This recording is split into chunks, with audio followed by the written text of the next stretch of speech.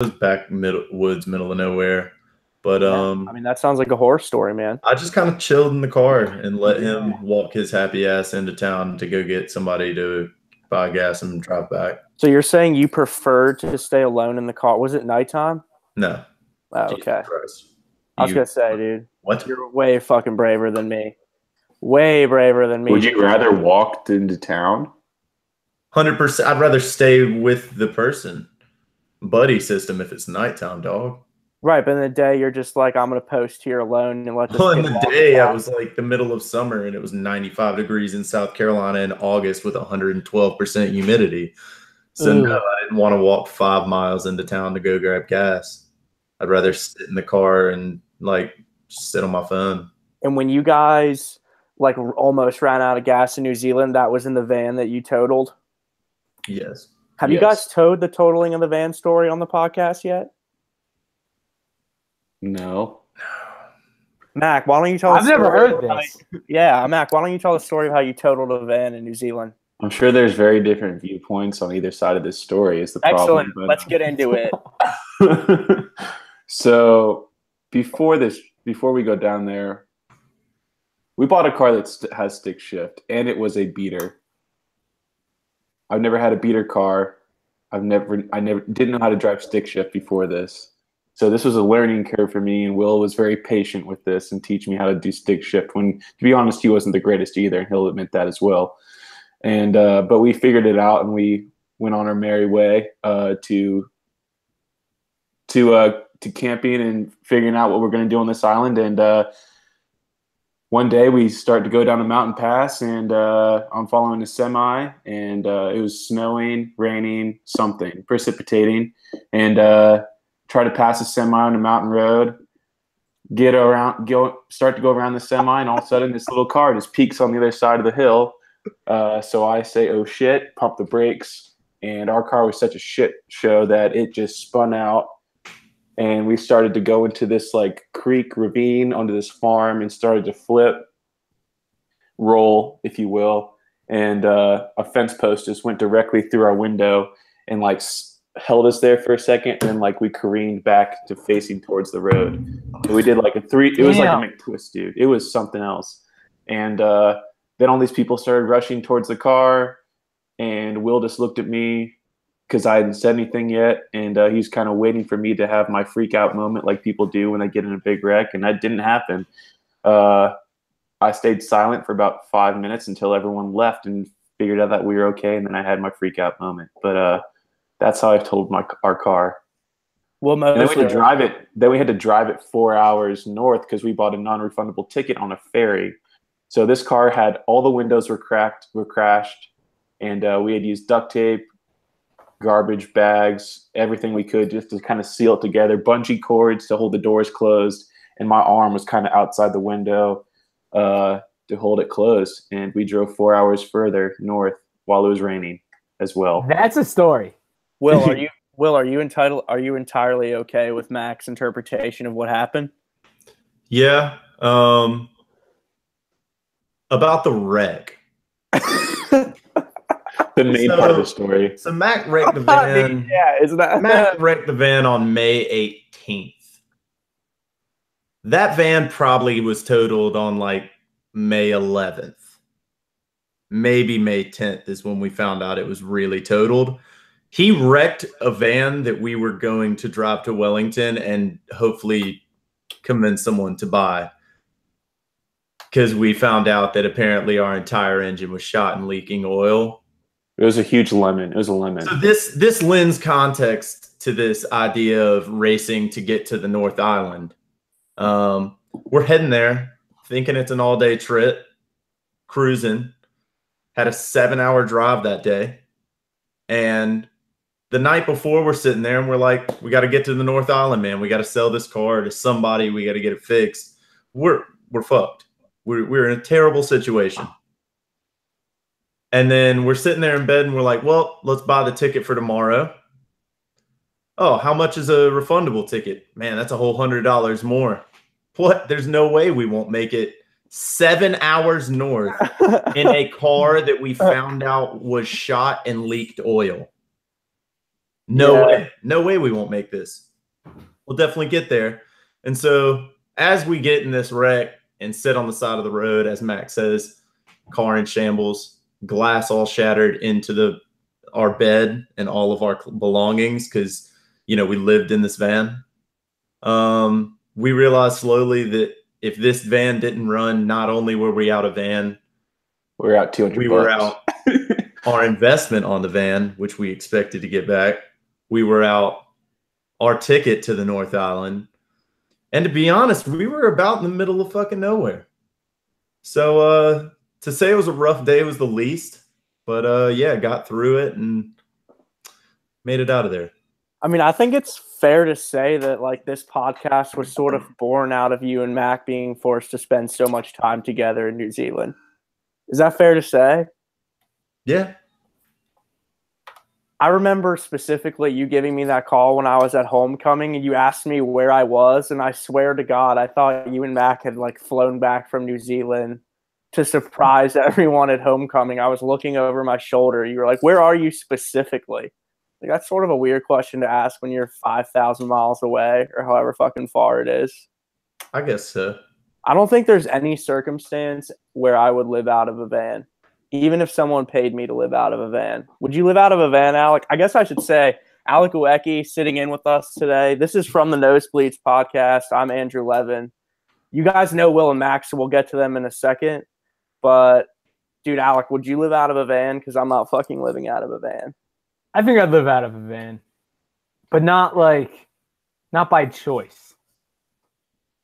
Yeah, I think that's the best way to live out of a van is by choice. I'd rather live out of a van by choice than have I was to. about to say. I guess, yeah. I get what you're saying. Okay, Mac, is there anything in your life you would rather do not by choice? Is there a single thing that you would rather be told to do? Of course, man. But like, who wants to sit out? You guys went full mayonnaise sandwich, dude, and you can't go back once you've done that. You can't unsee that. You can't uneat that. And just by looking across at Mosley's face, I feel like that sort of says it all. I mean, it's a hell of a year. I enjoyed it. I don't know what you guys are talking about. Yeah, man. It was some good cuddles. There were some weird nights. We had some weird nights. And so I think on that note, like, we move on to my favorite segment of the night, and I can't believe we get to it right away. That would be reading. And so it is your turn to shut the fuck up, boys. I'm going to read for a second, and then I want honest reactions to what I have here. This segment comes courtesy today of Peter Gammons, the baseball writer. This is a retrospective, and he's talking about Ichiro Suzuki here. He says, one morning in spring training, he was in the coach's room looking at his cell phone text messages. Ichiro told the coaches about one message he had just received from a number he did not recognize. The guy said he'd gotten Ichiro's number from A-Rod and that he wanted to come meet him and study his stretching system.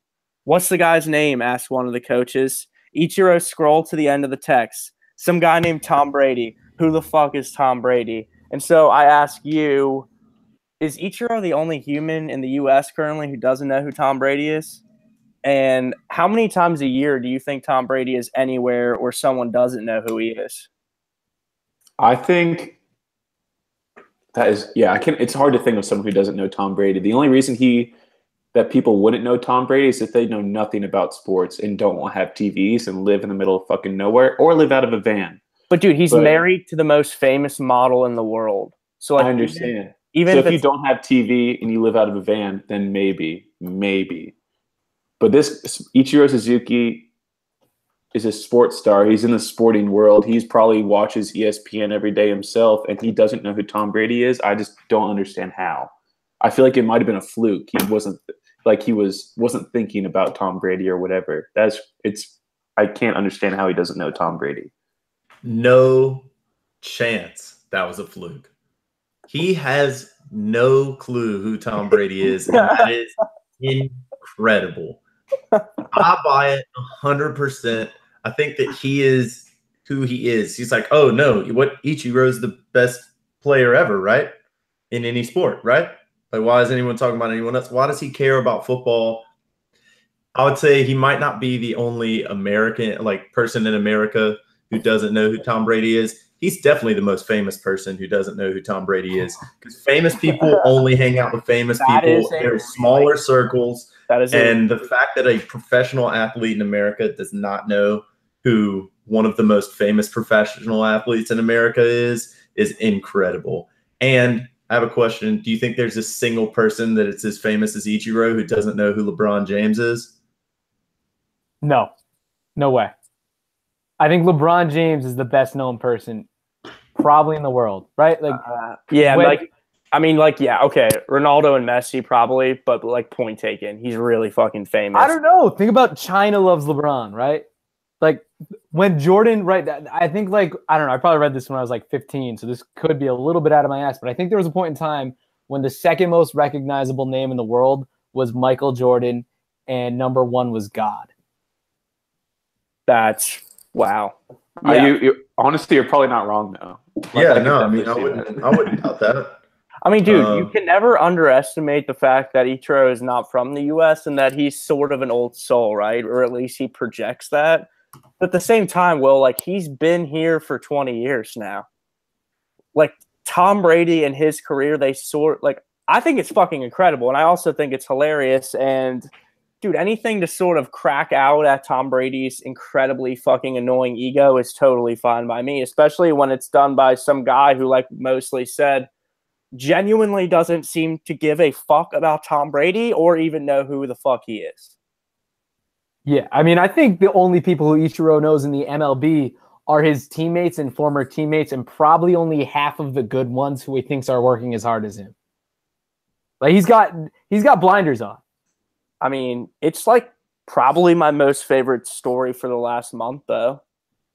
I think that just probably is more like a testament to how much Tom Brady sort of annoys me right now, dude. And I don't want to get into the specifics of how his fucking stretching regimen helps him or if it doesn't help him.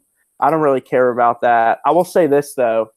Ichiro is the only athlete I've ever seen who actually does calisthenics in-game by himself. He just watching him last year in Miami when I had that ticket package, he just stands out in the outfield by himself and stretches.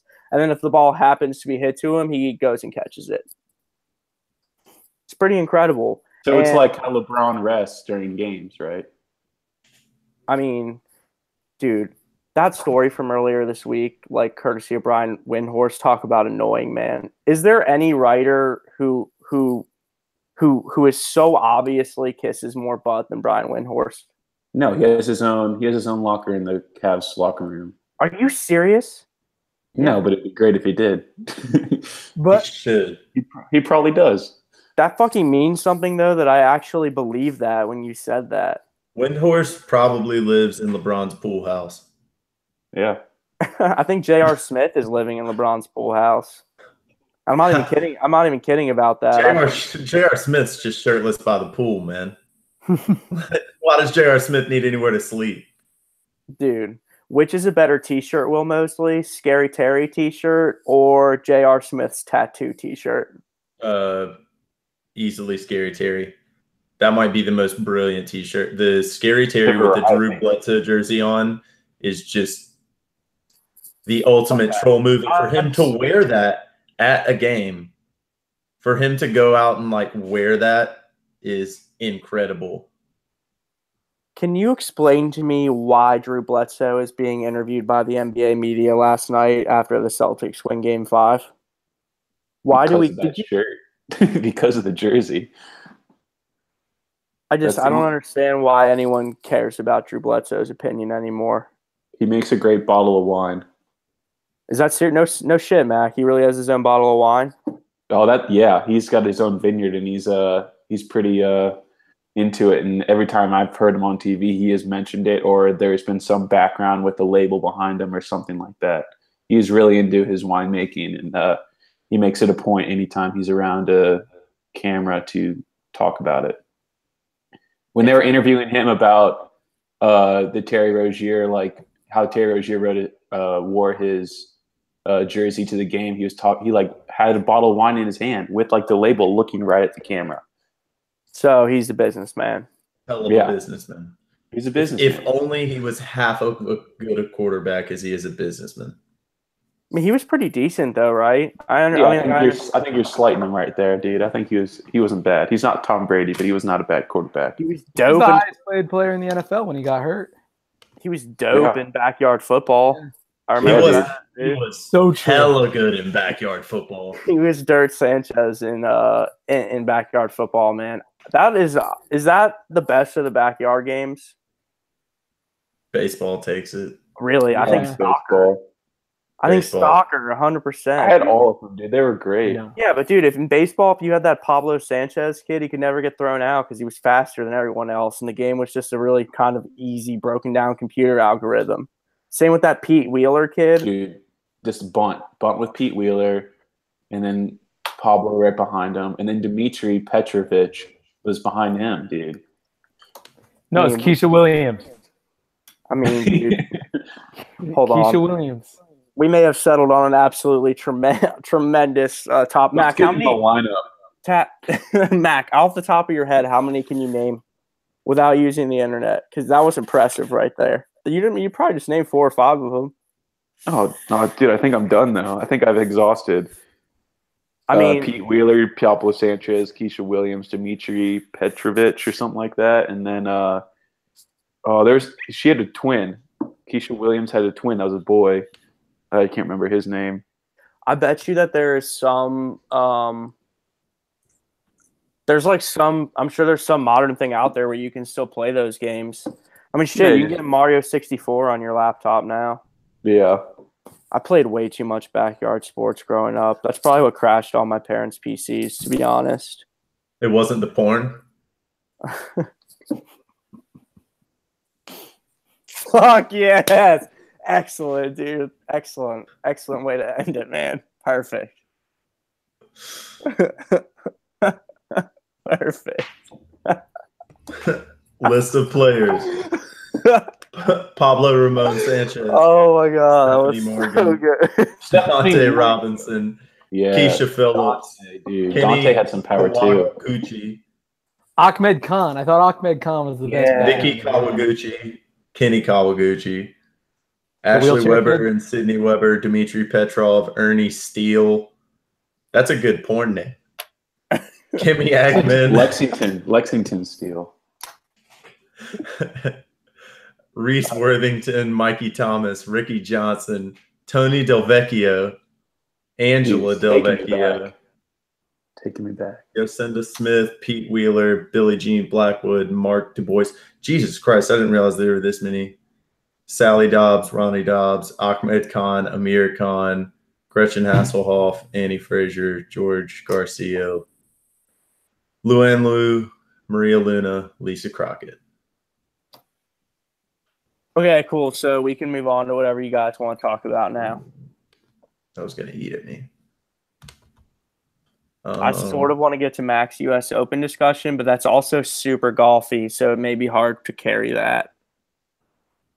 It doesn't matter. I mean, that was Will's, but yeah. Anyway, it does not matter to me. We can do that now or later. Well, mostly. Yeah. Do you think that when is the US Open? Yeah, Andrew. it's in late June? Okay. Well, we can ask that when it comes up. Yeah, but it's on any golf. major. All right, we don't have to talk about it tonight. I'm just genuinely curious. Mostly, you think you could win the US Open if you had unlimited mulligans? No, I wanted to ask y'all that. I mean, I don't know. Not the U.S. Open this year, just because the course. Yeah, that's the Like, thing. That's if you give me like, Oh if my you give God. me, Because of the course.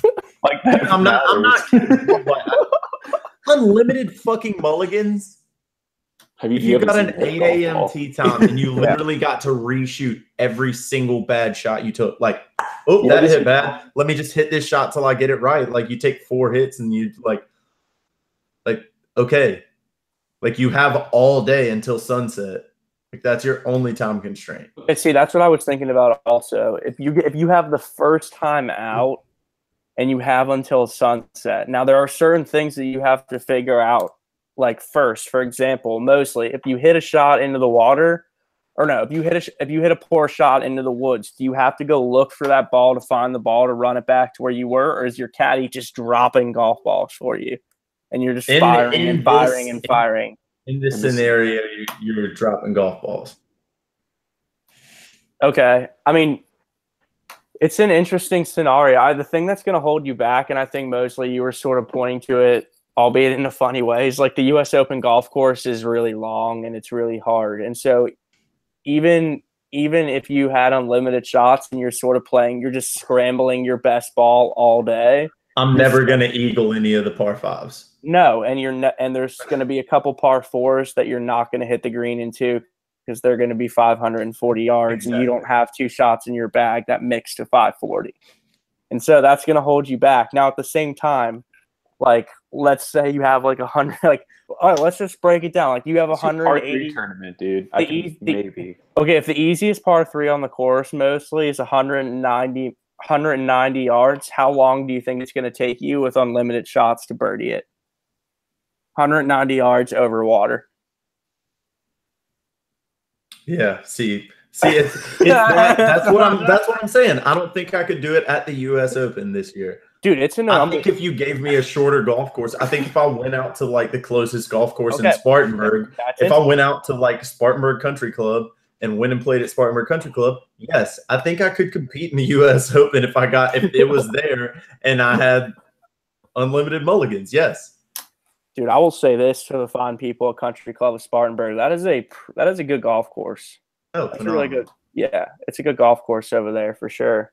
A lot better than any of the other ones in that area. I don't know why I'm the one being like the only one answering this question when we have a dude who's doing golf school right now. I mean, I think that if you gave me all day and like I had someone just dropping golf balls for me, I could go out and put up a pretty low number. If you gave me like sun up to sundown. That's what I'm saying. You have the 8 a.m. tee time every day. You have guys that are grabbing like your bad shots for you and just taking them off the course, and a caddy dropping balls for you. Do you think you could win the U.S. Open? I mean, I still think it would be difficult because on a good day, I can hit it like 290 off the tee, which is really good for a good amateur player like I am, but is not like Dustin Johnson hits at 350.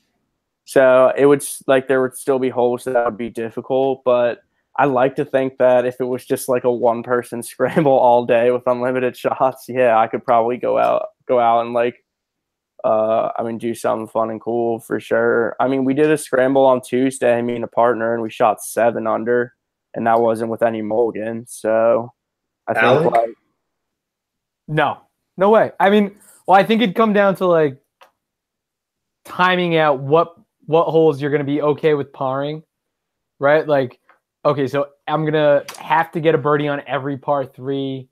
Or at least on all the par 5s, right? Because you're going to be able to do that. Oh, God, you have to. You got birdie every par 5, no question. But so, like, 16. What's the number you have to get to, right? Like, minus 10 is probably going to win a round. Yeah, that's true. Pick the 10 holes you're going to birdie, and then I personally couldn't. I definitely think it could be done. Yeah, no, I mean, it can easily be done. I don't think that it's – like I said, at that golf course, you have to be – a golfer. Like, you have to be an amateur or like a very good golfer to have a chance on that golf course.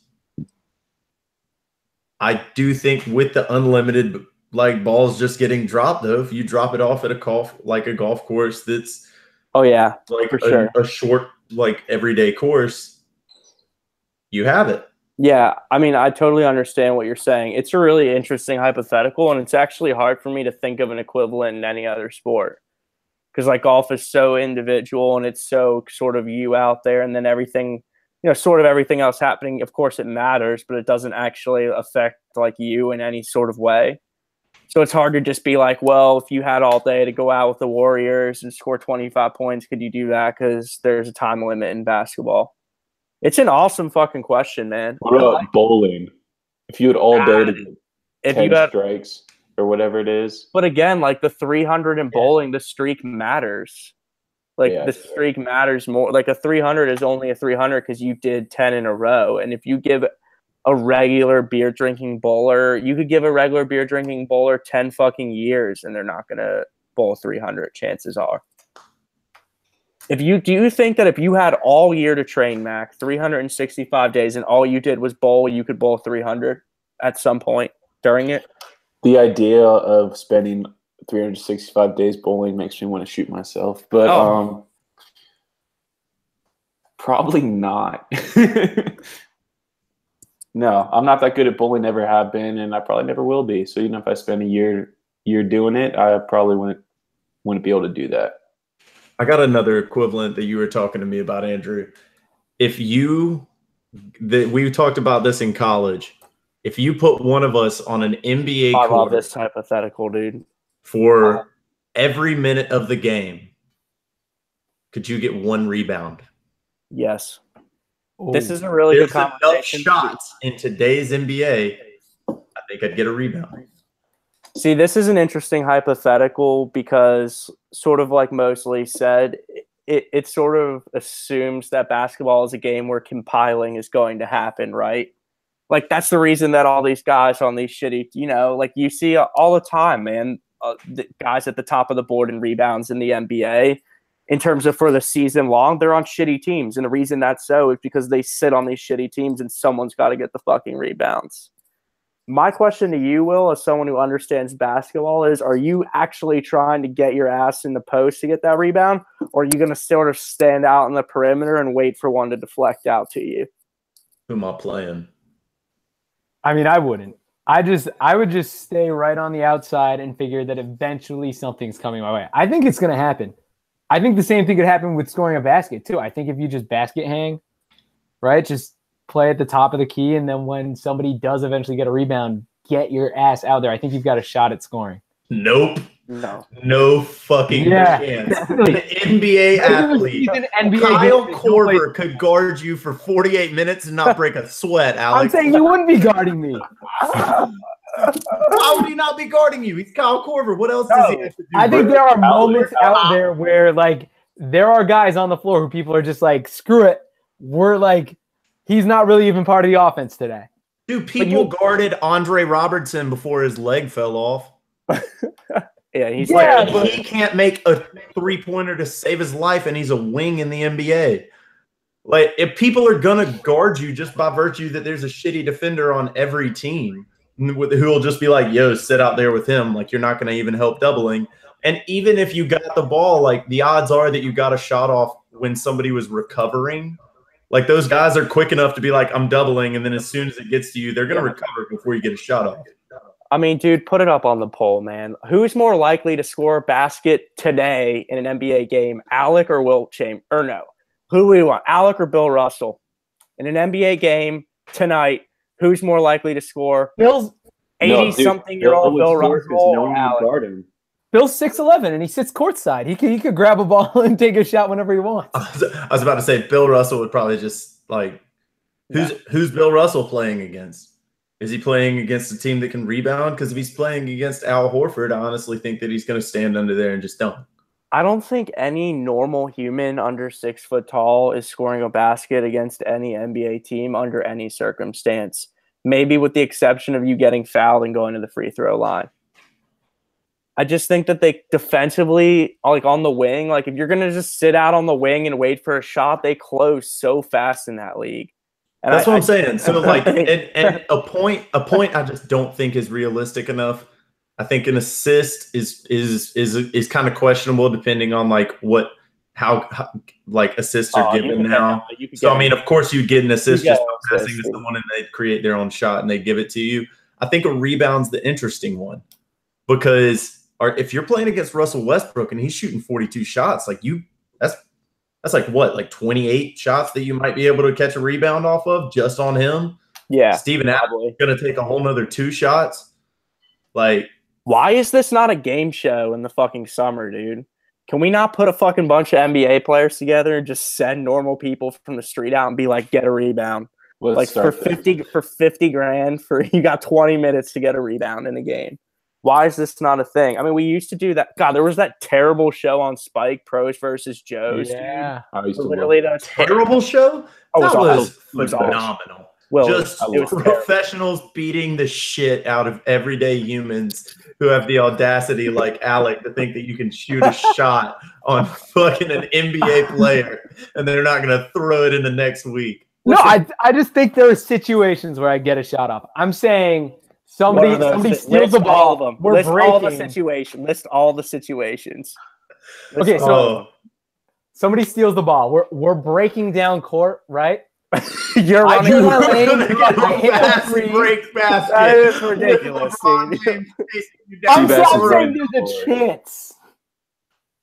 I mean, You're gonna run the floor with Kyle Korver. mostly, do you think you could score a penalty kick on a pro keeper?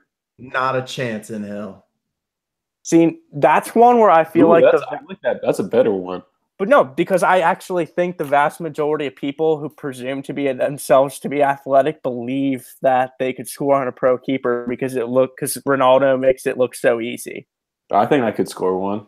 That's No way. incredibly ignorant. How do we set this up? I and think what 1 do you out of wanna- 10 it could happen.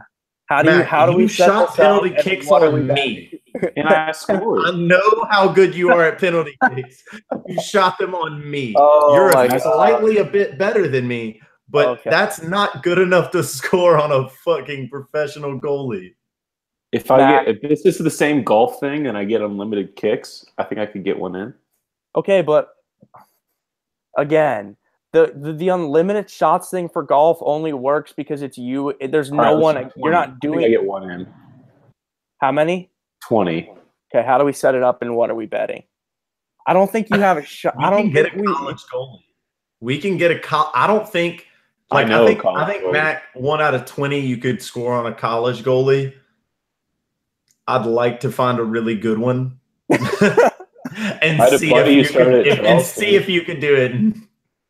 My buddy started Charleston. He could throw him in goal.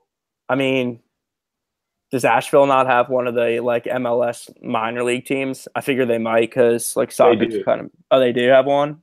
Yeah. All right, that's our in. Let's set Dude, we that just up. need to. Dude, if you're listening to this podcast right now, barrage that team in Asheville. We have got to set up some sort of match between Mac and a goalkeeper from that team because that is a dude. I don't think you understand, for one, how tall professional goalkeepers are, and I don't think you understand at all that they're going to be able to read you. Like, you don't have the ability to not show where you're going to kick it. You're also underestimating or you're overestimating the speed of your kick.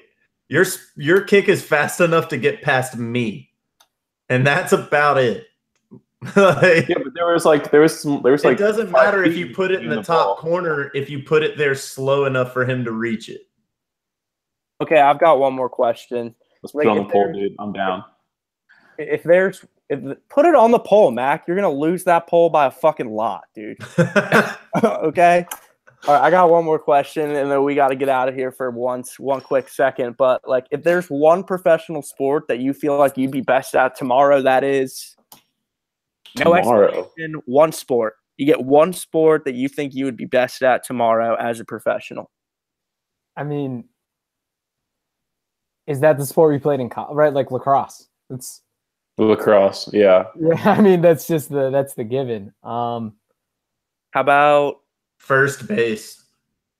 Interesting. See, I was going to go designated hitter. I was going to go middle reliever. Right-handed specialist, go ahead and try to get one out, dude. Okay. Okay. Now we have a full round the table way of ballsier than ridiculous ass statements. How fast can you throw a ball? Strike out any MLB player, anyone. I bet you can't throw it faster than 65 miles an hour. I think that I could strike. I think that I could rip through the order of the Miami. No, I'm just kidding. Dude. The only way you would get one pitch past the MLB player is if they got confused because the ball was coming too slow. I mean, dude, what about Rookie of the Year, bro? Where he just throws that super high pitch real slow, dude. Totally throws off. That's what I'm saying, man. Throws off the guy with the huge mustache who's clearly on steroids. Either that. Or you could break your arm. Yeah, but I mean, for the podcast. I mean, I think it's either that. I didn't ask if I was going to excel. I said, what could you do tomorrow as a professional athlete without sticking out like a sore thumb? Is there anything? I think first base with someone designating hitting. Why first base? Because I don't have to run. I don't have to be athletic. I'm not going to. If I'm in left field, do you know what every hitter in the MLB is going to do? Hit it to left field. Hit it to right field. No, they're gonna like what I'm over there. They will do anything possible.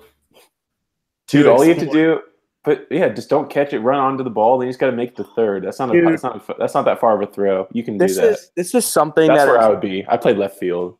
This is something that's continually exasperating to me with sports fans, dude. Like how much they think that the reason they're not on the fucking field is because a middle school coach didn't like them.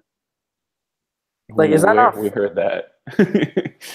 Where have you heard that? How about fucking everywhere? You ever been to a game and sat in the, I don't know, nosebleeds? Everyone in their fucking dad is like, dude, I would have been out there if it weren't for the fact that I tore up my knee in high school. And it's like, bro, no, you wouldn't have. Okay, you were doing LSD off a toilet bowl in high school, not working out in the gym. Hey, I used to throw that football over the mountains there. Wait, what? Come on, man. Keep up. Napoleon Dynamite. That is an awful movie. Really, nothing else. I mean, I'm fine to break it there, dude. No, Napoleon Dynamite is a shit movie. I mean, like I was kind of amazed there. No, we're gonna keep this rolling. Fuck that space. The listener can hear it. I was a little amazed there. Like, really, Napoleon Dynamite's a horrible movie. Like it's generally agreed upon as like a generally agreed. Dude, it is definitely not generally agreed upon that it's a good movie, and I'm not. What? Mac, is Napoleon Dynamite a good movie? Please be the fucking person. No, it's terrible. I've seen it multiple times, but it's terrible. I'm not saying that it's not it's like an Emmy or like a fucking amazing movie. Like I'm not saying that it's like a game-changing movie. It's a funny movie that a lot of people think is a funny movie. Yeah, for the first time. If you watch it more than once, you want to blow your head off. Yeah, but that's your mistake. Yeah, like how many times are you going back and watching like comedy movies? Like if it's a good movie, but if it's a fucking good movie, I go back and watch Old School all the time. I go back and watch Dodgeball all the time, dude. If you're not going back to watch it more than once, it cannot be generally considered a good movie, which is what you just said it was. I just don't think it's worth the reaction. I agree with Andrew. How many times have you seen Napoleon Dynamite, Mosley? Probably 6. Okay, that's a lot. I was gonna say though, if you haven't seen a movie under like 3 times, I'm not sure that you can consider it a movie that you enjoy. Really? Plain and simple, dude. Absolutely, man. The movies that you love are movies that you watch over and over again. It's a movie where if you're flicking on cable at midnight and you're tired as hell, you stay up to watch the rest of the movie. I do that with Napoleon Dynamite. I'll say this. I think I will rewatch 12 Years a Slave last year in New Zealand. That's a phenomenal movie. I never need to watch that shit again. But that is on a different tier than Napoleon Dynamite. Napoleon Dynamite is a shitty movie. I agree with that. But I don't necessarily need to think you need to watch it that many times. Alec, is Napoleon Dynamite a giant pile of shit? I mean, I don't think it's a bad movie. I'm not itching to watch it again, but I don't think it's like. I thought it was funny when I saw it the first time, and I think that's what counts. See, I'm with him on that. We'll throw it up on Twitter at _the Nosebleeds for people to go check out. And we'll see what's up because we're 50-50 on this podcast right now on if Napoleon Dynamite was a good / funny movie. And half of this podcast is feeling like this is a shitty movie, even though everyone loves it. I mean, we actually may have a problem now because we have an even number. And so, yeah, the polls really matter now for sure. I mean, hit us up at _ the Nosebleeds. Well, I'm Andrew Levin, and we'll be right back. Mac, you're going to have to do some editing there. No, I like that, dude. But yeah, I'll do something. I'll be right back.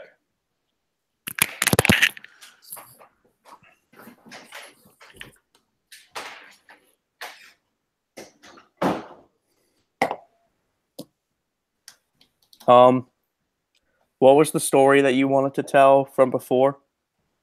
Just give me a basic idea. You said later.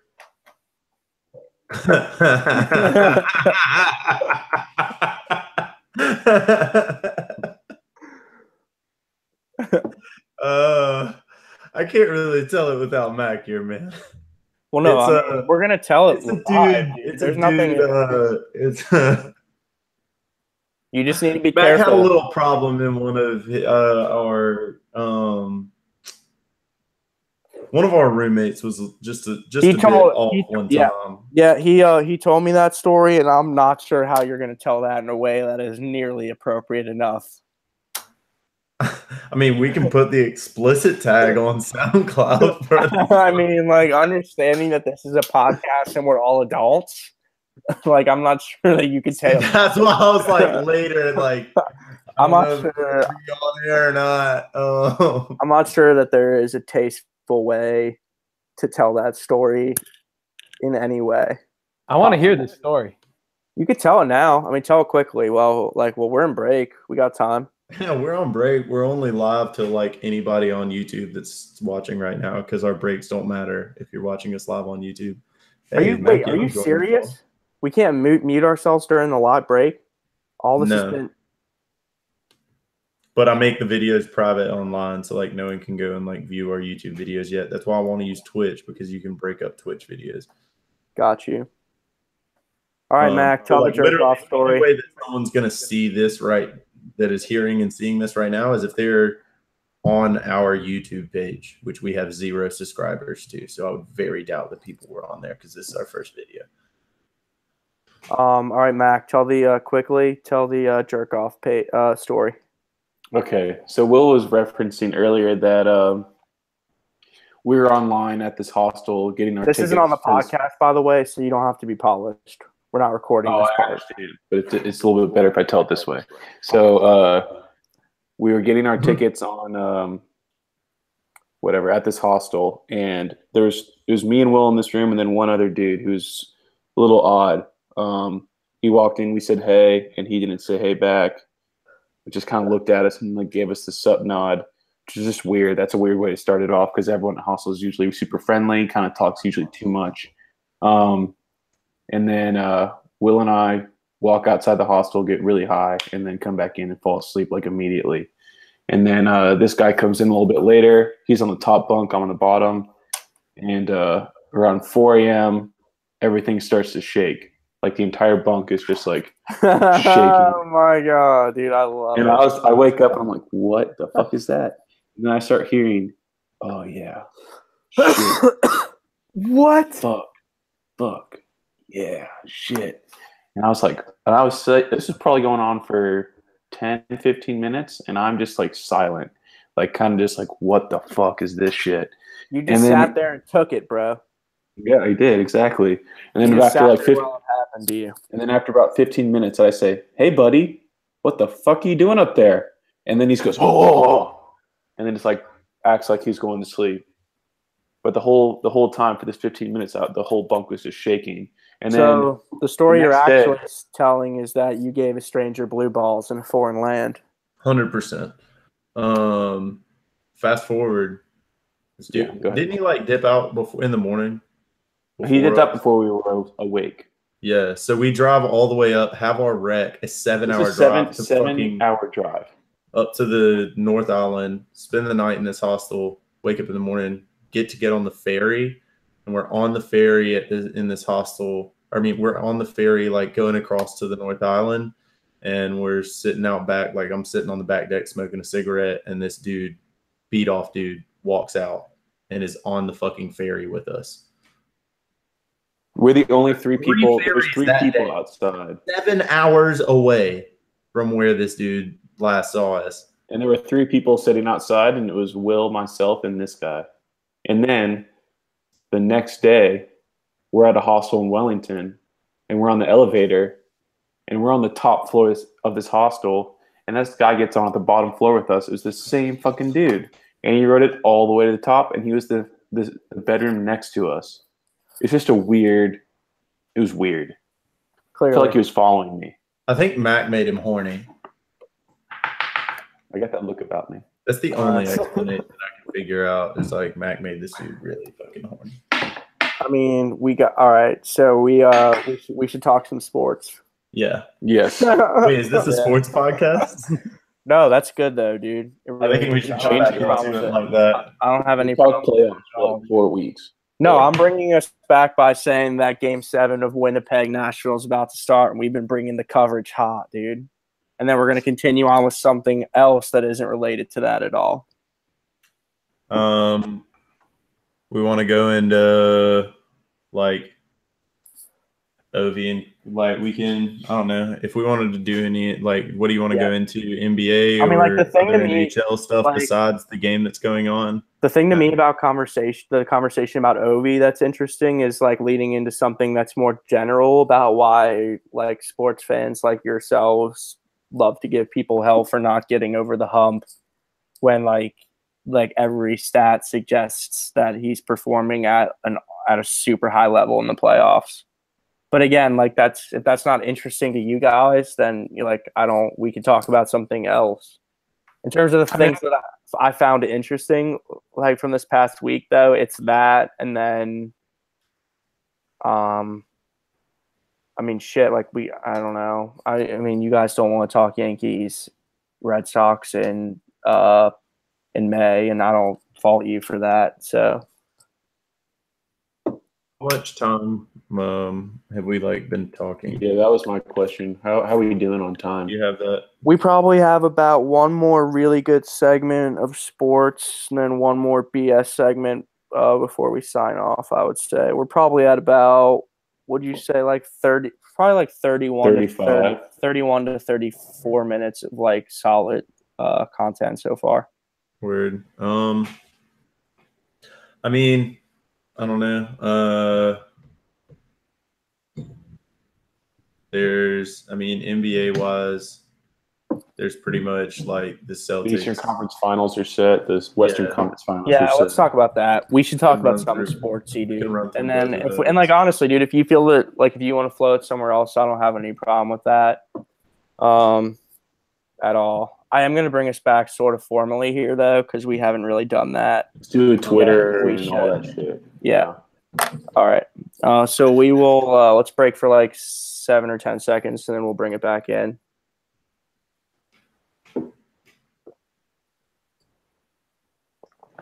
How's it going, everyone? Welcome back. This is From the Nosebleeds podcast, and my name is Andrew Levin. You can hit us up on Twitter at _the Nosebleeds, and please subscribe to us on SoundCloud.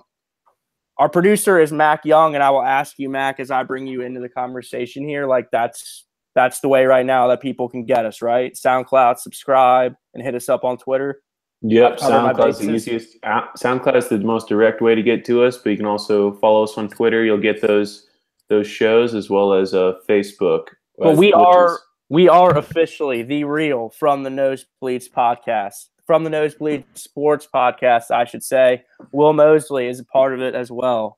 What's going on, Will? Not much, man. Just hanging out. A little fired up for all this conference finals action going on. And super stoked to have our good friend Alec Uecki sitting in, chilling, giving some comments that have sort of riled us up a little bit. Alec, thanks for being here, man. Always a pleasure, guys. So, Will, you were saying, dude, like, we finally got to the point where I'm interested in talking about the NBA. So let's soak it in a little bit and enjoy it. What are you most excited about with these conference finals? We found a round called finals. Andrews finally wants to talk about the NBA. It's the best time of the year. Oh, I can feel it in my bones. I get, a solid, like, month, maybe 5 weeks of getting to talk about the NBA without getting harassed about it. But I mean, I'll take it. In a world where LeBron doesn't beat the Celtics out in 4 or 5 games and the Warriors don't beat James Harden and Chris Paul out in 4 or 5 games, then sure, you're extending yourself to like 4 really solid weeks of NBA talk here. Yeah, so I mean, there we got it. We got Houston, Chris Paul finally breaking through, making a conference final. Something Alec and I both did not think was going to happen, along with obviously that guy in Washington making it through. I'll not be named. But yeah, man, Chris Paul finally got through, only to probably lose in gentleman's sweep? Is that what we got on the podcast? Dude, what is it? Gentleman's sweep 1? Yeah, gentleman's sweeps 1 game, 5 games. Yeah, I think really. Really, a gentleman's sweep is what Boston just did to Philly. You win the first 3, and then like don't get the sweep and go home and win the series. But okay, like what, dude? What is going on with Houston? Were we not all at a point like 4 or 5 weeks ago where we were sitting on this podcast and saying that they were clearly way better than the Warriors? With Steph down. That's the thing. Is 4 or 5 weeks ago, man, we were looking at an injured Steph. Like we were looking at a team who hadn't shown really at the back half of the season that they could compete, and Chris Paul and everybody was fine. And so, I mean, yeah, at that point, yeah, you could easily say it. Just like at the beginning of the season, like or halfway through the season, you would have said that like Cleveland had no business being in the Eastern Conference Finals, and now you're giving them a gentleman's sweep against Boston. Dude, I don't even know where to fucking start with that, man. I mean, how do you go from 7 games against a Victor Oladipo-led team to easily getting back to the finals? This playoffs has been so confusing. Dude, I mean, matchups. It's the matchups, dude.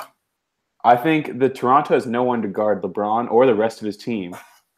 But as far as the Pacers are concerned, they beat out the Cavs in like every position. The matchups just are in the Pacers' favor in every position except for LeBron. While in Toronto, minus DeMar DeRozan and Kyle Lowry maybe on a good night, it's like the matchups are so much more in the Cavaliers' favor. And for that reason, that it was just so easy for them. Dude, like Valanciunas has no reason to be on the same court with Kevin Love.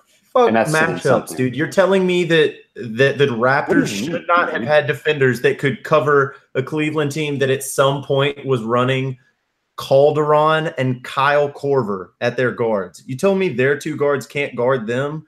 The difference is only LeBron James and the fact that he just dominates everybody. It's not his teammates that they couldn't guard.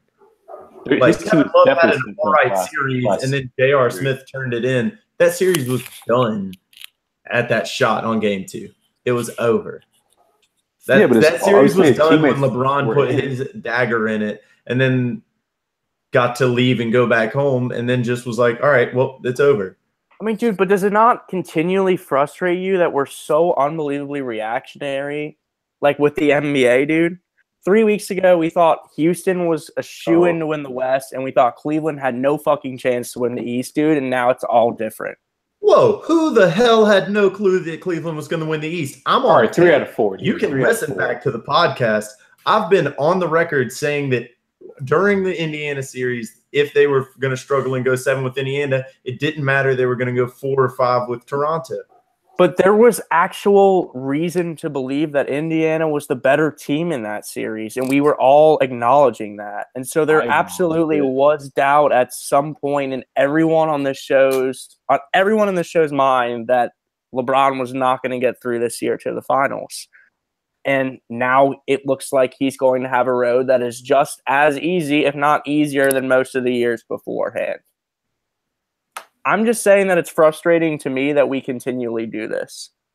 Can we talk about how genius Brad Stevens is to get out of that Philly series as easily as he did? I mean, dude, I don't Anyone else think that was something else? Or how a 6'10" point guard should probably be able to shoot the basketball in 2018 in the NBA. God. What is Ben Simmons?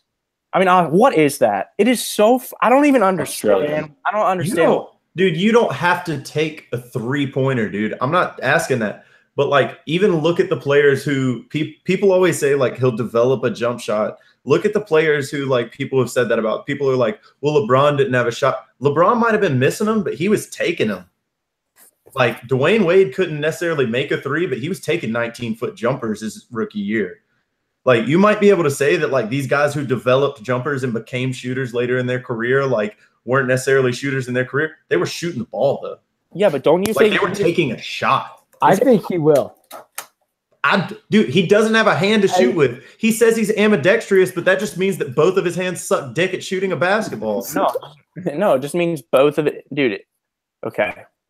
You. I mean, okay. We're not going to add the SMID statement, probably not so much. But, I mean, listen, dude, it seems clear to me that he just believes that he's so good at getting to the rim that he doesn't have to develop a shot.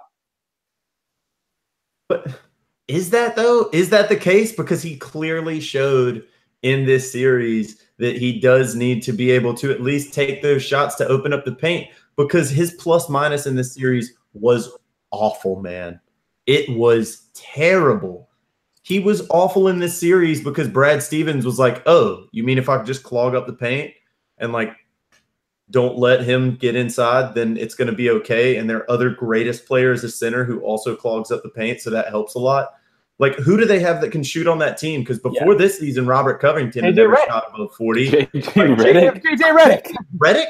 Really? And The Dario ghost of Saric. JJ Redick? Dario Saric is good. Dude, Dario Saric went off for like 27 in game 3 and they lost. Like, He had Dario 30 Saric 30 points last night. Every player they have can shoot 40 threes except minutes. for Ben Simmons. You just don't want to take Embiid out of the post. What do you mean they can shoot threes? Robert Covington has been trash at shooting threes his entire life. Babe, JJ Redick. Until this season, he's never shot above 40%. Check it. Above 40%, 35 is No, enough. like, that's why everyone's freaking out this year, is because he shot so great. And it's like, dude, that is the outlier, not the real reason. And I'll give it to you. Maybe Ben Simmons will figure it out, but it's not just going to appear in year 2 like people are saying that it's going to appear. Like, he's – Which year 2? This year 2 or next year 2? Heyo. Is he a rookie? Dude, no, like, it's a shame that if this is not his rookie year, it's a shame that he's 2 years into the league and still can't figure out how to shoot from, like, outside of, 12 feet? Like, if you can't take a shot outside of like 14 feet from the basket, like, you can't be the transcendent player in the NBA. I mean, you have to admit, Alec, like, someone in that organization has to be concerned that their 2 generational talents are both sort of the same body type, at least. Like, I'm not going to call them the same player, right? Like, Joel Embiid can hit fucking threes, dude. Ben Simmons can't do that in his sleep. Hold on. Joel They both have Joel great Embiid body types for shot basketball. 28% from 3 that this one. year, which I'll give it is better He's than also him, but I would 7'1". like him to be able to take – if he takes 3 in a game, I would like him to be able to guarantee to make me one. I think Simmons just doesn't feel like he needs to take threes. I feel like he's that type of guy. He thinks that he is so He'd be unbelievably wrong. gifted at getting to the rim that he's going to be able to do that for 70% of his scoring in his career. It really seems that way. Wade.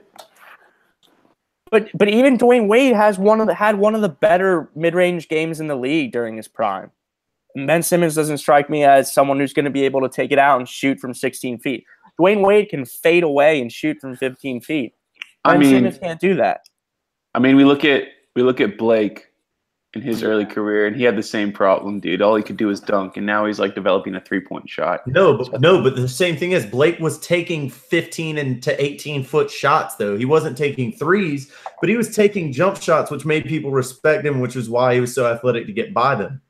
I mean, in this series, we showed that if you coach against it and you just have athletic enough guys to stay in front of him, then like he's not going to be that big of a difference. And I think truly when you're looking at that team, it's a phenomenal young team. They're going to have a ton of success. If they happen to get LeBron, they're going to win titles quickly, and they have a chance at winning titles later. But that past series with the Celtics, Al Horford was the best NBA player on the court every game, going into it and going out of it. Not talent-wise, but right now, Al Horford is a better NBA player than Joel Embiid, because Joel Embiid can't figure out how to not dribble the ball off his leg and not figure out how to stop sucking wind in the fourth quarter. Interestingly enough, though, I think that if you think that Ben Simmons isn't going to develop a jump shot, then I don't think LeBron goes to Philly. Because I think there's no chance you're not going to have both of them on the court at the same time, and that makes Ben Simmons a waste of a player with LeBron on the court, because Ben Simmons is a ball-dominant player. Yeah, so LeBron going to play off ball? They can all be on the court at the same time, but the point that's more interesting to me is LeBron James is a basketball genius, and I think he looks at Ben Simmons and he looks at Joel Embiid and he says, that's not versatile enough yet. Like, both of those guys offensively are super one-dimensional, man. And it's an exciting prospect to think about, and it makes sense on paper because they're so young and they're going to be great, but they're not from offensively. They have their abilities they sort of coincide. Do they not? I mean, am I wrong about that? You know a lot better than I do, Will. Dude, they're both inside players. Ben Simmons did not take a three-pointer this entire season that was not a last-second heave of a quarter or a half or a game, which is just that's crazy. just That is absolutely incredible for a kid who we consensusly believe is the rookie of the year if it wasn't for a silly argument about being a rookie or not. Like, that's ridiculous that we consistently will give it to him, and he does not know how to shoot a three-pointer at all. And he says it's because he's ambidextrous and he's so shitty because he shoots with his left hand. And technically it's his offhand. But, like, dude, the dude just can't shoot a basketball. And that's going to be a problem at some point. It's a problem now, is it not? Like, dude, yeah, but it's his first year in the league, man. You're going to have a problem your first year in the league. But I hate that narrative. I'll give it to you. What, you want everybody to be a polished narrative first year in the league? Like, no one is. Like, he's going to get better. He is a transcendent talent. But there is a serious knock on him for all of these trust the process believers that don't think that there's any chink in the armor of Joel Embiid or Ben Simmons or any of these guys. Like, they have flaws and they're very young. You might have it in 4 years if you can keep them together after that, but it's going to take a couple years. This is really their first full year, both of them. Like, Joel Embiid played what, like 30 games last year? Something like that, yeah. Not a lot. So, like, it's not as full. Like, this year, they both came in as their first season in the NBA. They got to an incredible point, and they got their ass kicked by the best coach in the NBA, probably. Yeah, well, I mean, and that's the thing, too, dude. And I know Mac brought it up before. Like, the thing to me that was most noticeable about what Brad Stevens was doing is he's just like, dude, we're going to let Embiid do whatever he wants. The key is to stop Ben Simmons, dude. If that guy is allowed to dribble himself across the key and then back across the key again and be passing all over the place, they weren't athletic enough to run with them in that scenario, dude. And he realized that he had to stop Ben Simmons. And to be honest, it didn't seem all that hard to do, right? Like, at least in this series, it didn't seem like Ben Simmons was doing a whole lot to make that difficult on Brad Stevens. He did nothing. And so, again, like you said, Mosley, it's hard to be critical of a kid who's in his first year in the league, in his first playoff run, and he has to be the leader of the team. I get that. But, I mean, he's a professional. Like, I think it's fair to be a little bit critical of his game at this point, given how clearly he was exposed in this last series. Oh, 100%. There's more worries than the 76ers people are, like, going to admit online, and, like, all the 76ers believers are going to admit.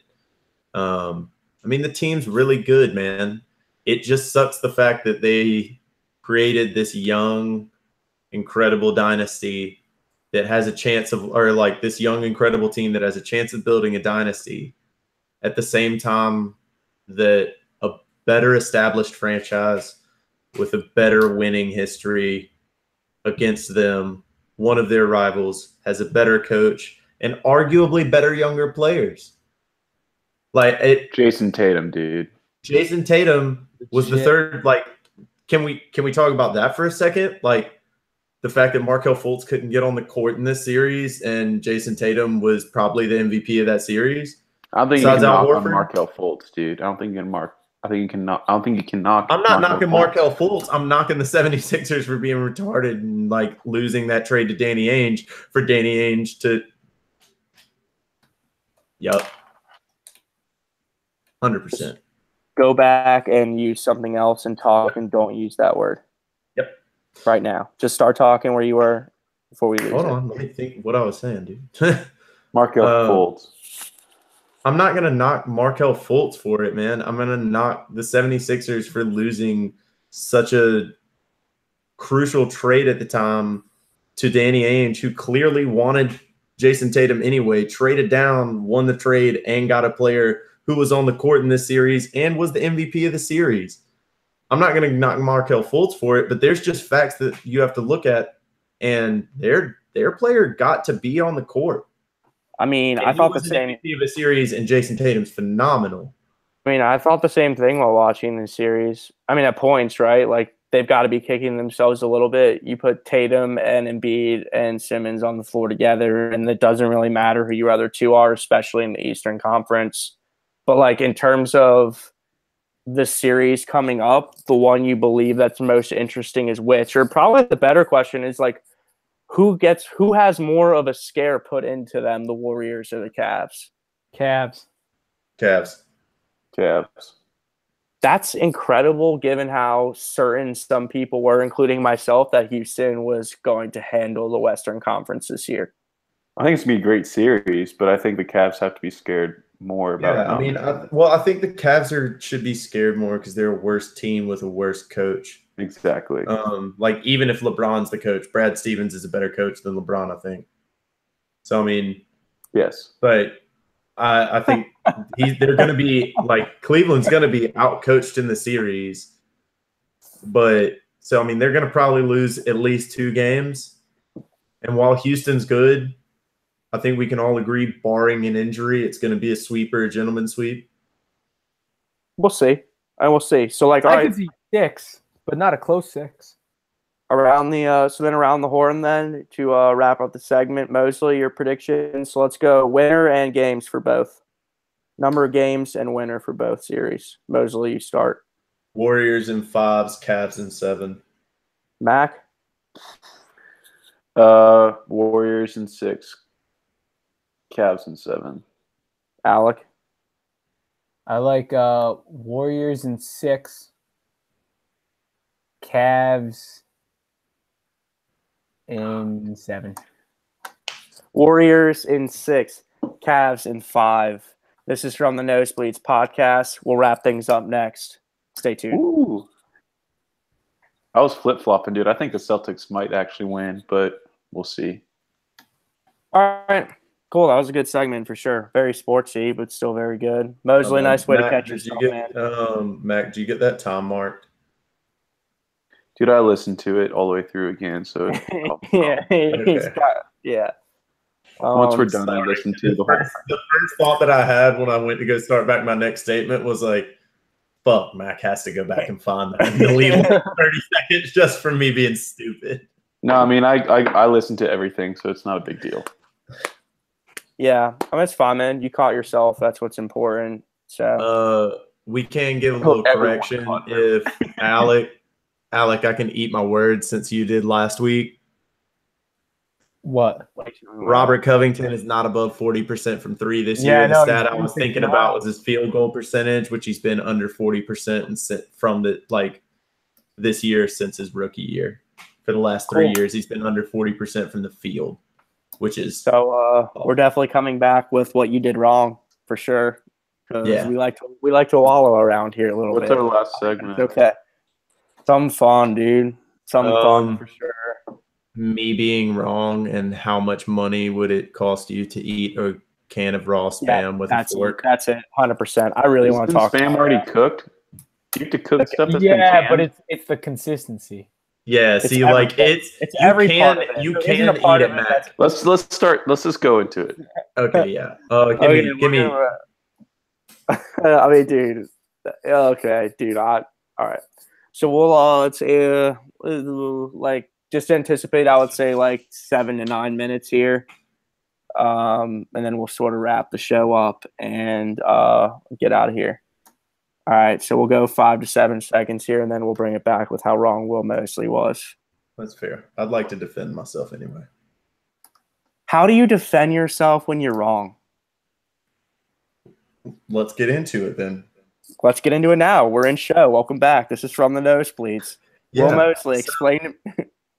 I was wrong. I'll eat my words. For the listeners out there, you might be aware last week, Alec at the start of the podcast believed one thing.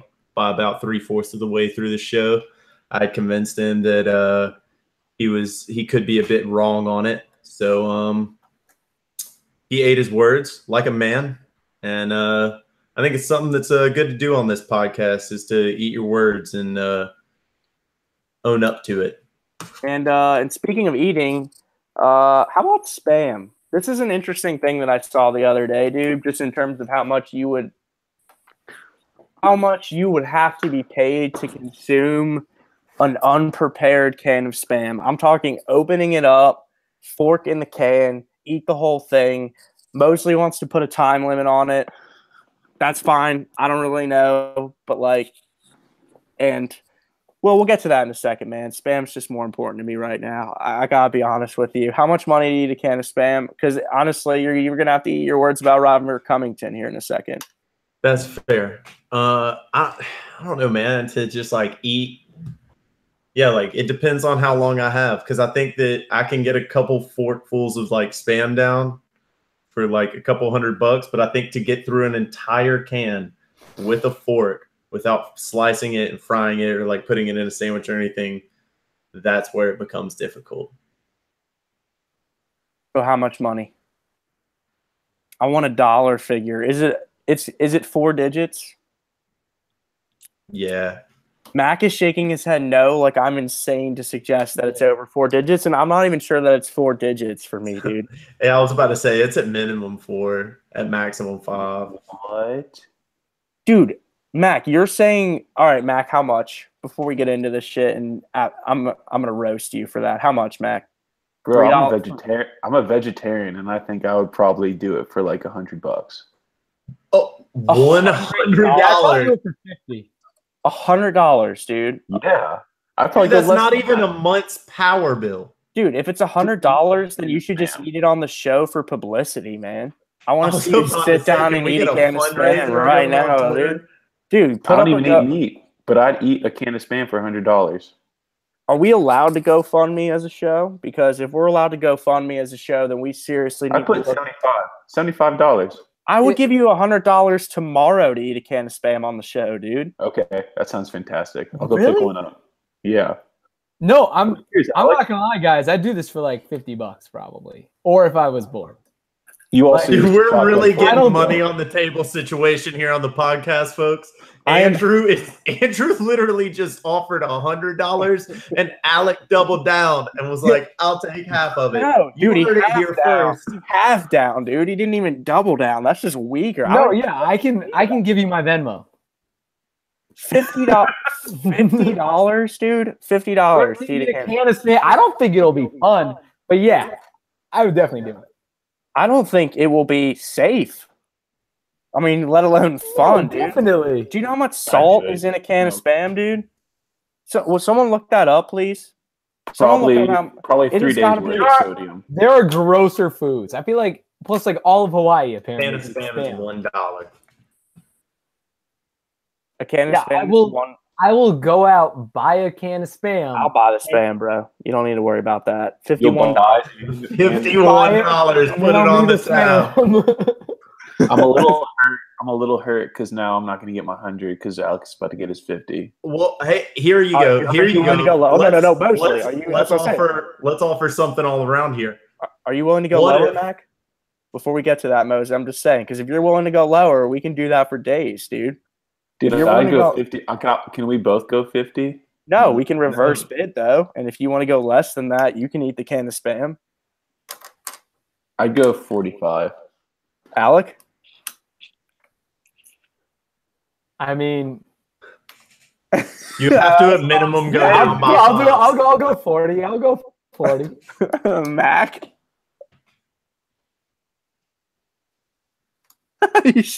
Mac Young is quite literally rubbing his face right now with his hands.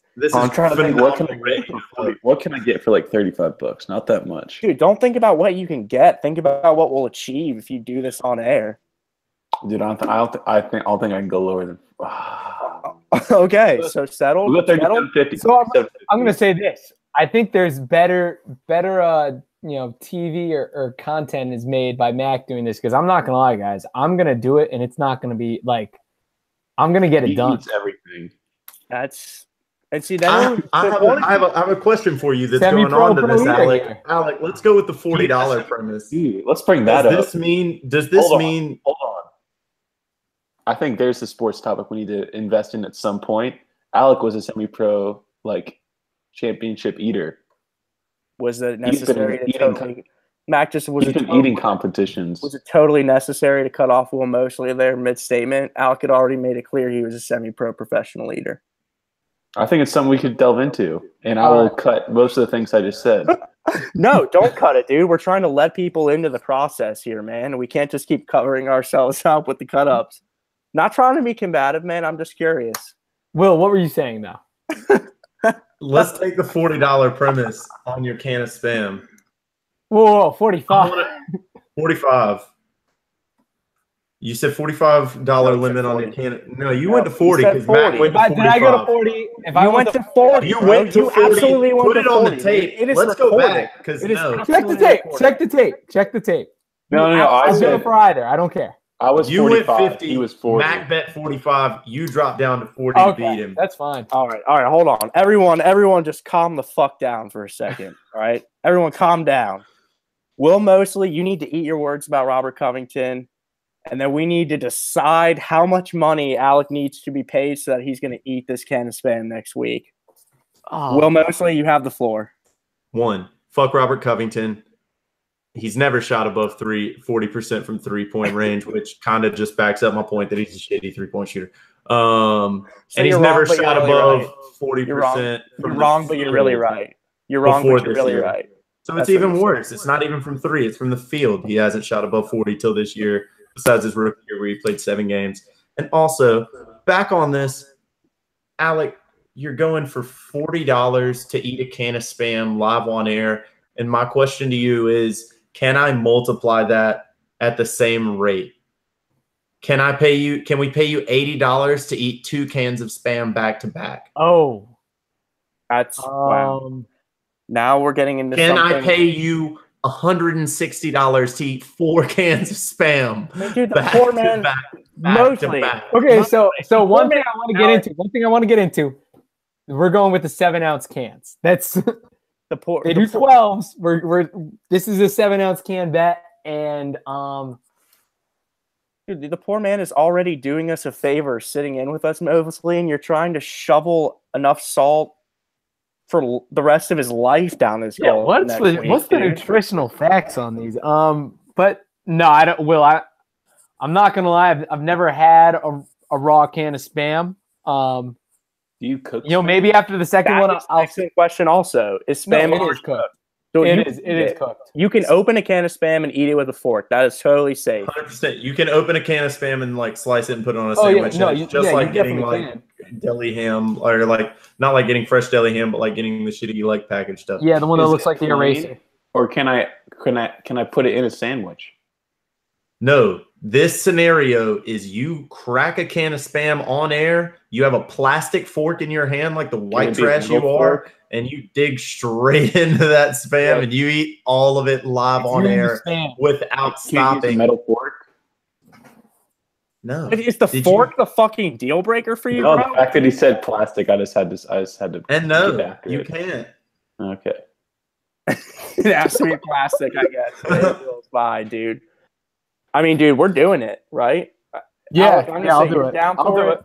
I'm down for it. Mostly, you're down for it. Mac, you're down to. I'm not down to eat a can of Spam, but I'm hella down to do it on air and watch one of you guys do it. Can I ask this question real quick? Yeah. What was your number, Andrew? I'm not sure that there is a number that exists. I mean, put it this way, I'm weird. I just gotta tell the listeners this right now. Like, food and me, I'm the type of person who eats a hamburger with a fork and knife. I don't like real traditional chicken wings. I like the bone. I don't like touching things with my hands, dude. And I don't like food that has weird textures, smells weird. I'm just weird, dude. I'm picky. Would you rather no doubt about it? I'm very, very picky. For 2 weeks or eat a can of Spam? It's a great question, man. Put it up on the poll. I mean, push, dude. They're both fucking terrible options, dude. I don't know. I guess if I had to say, am I allowed to eat the Spam and then yak it up right after? You can do whatever you want after you finish. It's got to go down. It's got to go down. I feel like I may just eat the Spam then because it's shorter pain. In a world where they're both equal to me, I'd rather just do it and not have to live in a van for another 13 days. The Spam thing, yeah, it's awful and it's gonna fucking terrify me, but I would much rather do that than have to live in a van for 2 weeks. I'm pretty sure. You lived in a fucking van. You probably did both at the same time. I mean, you eat mayonnaise sandwiches, dude. Like I said, once you go What? across that line, dude, you can't. Oh yeah, Alec, tell them about that shit, man. You ate a mayonnaise. See, that's grosser to me. When did I do that? I've never done that. Just mayonnaise on a sandwich? Did one of you not say that in New Zealand you guys ate mayonnaise sandwiches? I ate a mayonnaise sandwich. That's insane. I did not know that. I'd like to be. I'm On gonna the eat a whole record can of saying- spam, and I still think that's gross. Oh no! The problem is, I think it's disgusting, and I'll never do it again. And my That's mistake not me. was, I was in, a particular mindset that some people out there might dabble in. Oh. And I was How did I going to see make that? a sandwich, and I got a little distracted about halfway through making the sandwich. You know about the part where I had bread and mayonnaise, and then I left the kitchen. And I just put them together to like not be taking up so much counter space. And because of the forgetful mindset I was in, I just came back and kind of took a bite and didn't stop taking a bite for some reason after that. That is my mistake. That's where I'll own up to it. Taking the second, the third, through the like 15th bite of the mayonnaise sandwich was my mistake. It took you. Was this 15 when you bites? ate? Hold on. Is this when you were making a sandwich and you had just bought some sliced chicken breast and you ate the whole chicken breast before you put on the sandwich? This could have been the same time. Okay. I respect that. He was in that. He was too hot. He was too far in that mindset. Dude, we to got a bunch realize, of we got a bunch of weird food people on this show, man. So We're gonna end up getting into some real weird things. I have a feeling with the food. yeah, I know we're coming up on time, but how much would you have to be paid to eat a jar of mayonnaise? Oh my god, is that That's possible? more than spam. Is that possible? Is that Right? literally Like okay? I'm just thinking of things that are grosser. So I like that's something I definitely couldn't do. I mean, I'm I saying couldn't do. a jar of mayonnaise is like that's a good point, Alec. Like the figuring out where the threshold is, where like someone on the show is willing to do it, and then we're officially like all of us. Like I know that spam is not as gross as a jar of mayonnaise, and also I don't think there's an amount for a jar of spam. So like considering the mayonnaise just doesn't make a lot of sense for me, other than that's like torture, right? Like is that an actual like that seems like an actual form of torture to me. That seems like that thing where you chug like 3 gallons of milk in like under an hour. It just sounds like it's something you just can't do. The mayonnaise jar is a high 6 figures for me. I can't even think about it. Like a high 6, maybe 7 figures for me. I'm I like went from realistically at 45 a on couple spam, $100. $45 on spam to not be able to think about a jar of mayonnaise. And so, okay, hold on. All right. So we're closing. We got to close here now. Mac, Yeah. How much money to eat a jar of spam in your head? You got beat out by Alec, but how much? 100, you said? 100 was what Okay. was my starting. I'll stick with that. Alec is going to eat a can of spam on air next week for $41, right? We determined $41, Alec? Yeah, 40's fine. Okay. Fantastic. Alec, what's Send me your the dollar. Venmo just so you can open it up so the listeners can send you some like donation cash? Yeah, exactly. For the heart surgery, I'm gonna have. Yeah. All right. So while Alec is tracking that down, though, Will Mosley, how much for a can of spam? $5,000. I'm somewhere in that area too, dude. I mean, it might even be 5 figures for me, dude. I'm not really sure. I will say this, though, boys and listeners. Also, this has been from the Nosebleeds podcast, and my name is Andrew Levin. You know, listen, these guys can attest to the fact that I'm not going to be this guy every week to like end on a real solemn note, but I do want to say I had to miss last week for something kind of serious. And so appreciate you boys helping me out. Alec, really appreciate you helping out last week with me being out. And, you know, I just want to say, like, we're clearly enjoying this. I hope you, the listener, are enjoying it. And I hope at the end of the day that you can listen to this and sort of get away from the bullshit that you are probably dealing with in your life. Because life can be shitty sometimes. And I know that, you know, it's fun as hell for me to step away and get to do this with you guys. And that has got to be sort of the biggest testament to what we're doing here. And, you know, I couldn't be more excited about that. So that said, thanks to everyone out there listening. Thanks to you guys sitting across from me shooting the shit. It's a load of fucking fun. We're going to keep on having fun, and we're going to keep on doing something really special. And I don't really have anything else for this week. Will Mosley, you got anything? Not really. Take care, guys. Mac Young? I got nothing. You ended well.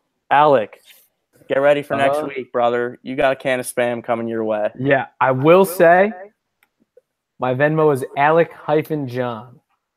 Alec-John. We can Venmo him. Venmo him. Hit him up. Hit us up on Twitter @ the Nosebleeds. Please subscribe to us on SoundCloud. We are From the Nosebleeds Sports Podcast. Thank you so much for listening. We will catch you next Thursday. My name is Andrew Levin. For Will Mosley, Alec Useki. Did I get that right, Alec? Ueki. Close enough. Mac Young producing. Thank you so much, boys. We'll catch you next week, people. Peace out. Will Mosley, you didn't say love you guys after I signed off. I didn't. Say it. Love you guys. You laugh now, Mac. You told him to say, and then you laughed when he said I can it. cut all that shit, dude. All right. Everyone be quiet. Love you guys.